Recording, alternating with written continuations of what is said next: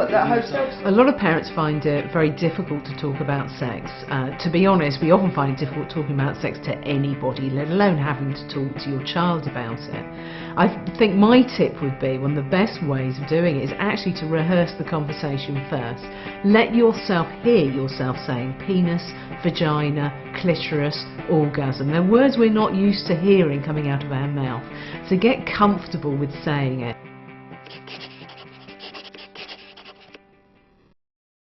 I didn't come across any of that point because they had already learnt it from school.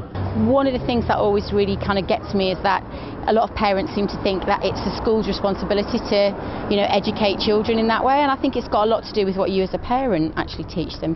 We're an open family.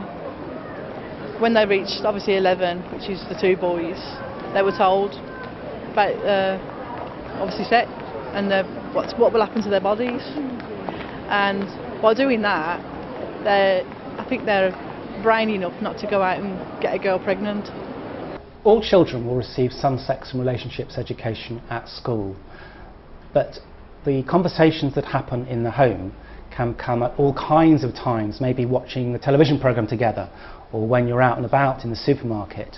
And it's at those times that, as a parent, it's really good to be able to respond in a positive and a reassuring way to the questions that your children ask.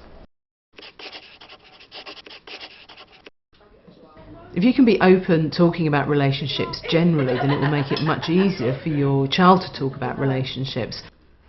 Do it in an environment where you don't have to be face to face. Actually having eye-to-eye contact and talking about penises and vaginas can be much more embarrassing. So maybe if you know you've got a car journey planned, or go for a walk somewhere where actually you're side by side rather than face to face, which can feel far more intimidating and embarrassing. It's part of being a human being, it's something to be celebrated, and hopefully it's something that will be a very positive part of your child's life as they grow up. They hear things at school, sometimes they just want you to clarify it for them. No, I'm not embarrassed at all, because I think children need to know that you understand and you're listening.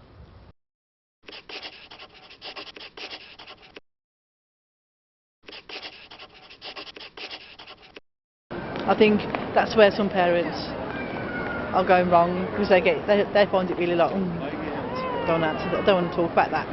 They tell the child, oh, we'll talk later, or we'll talk another day about that, and that's then they go out on the street and they find it themselves. Most parents know they need to have this conversation at some stage.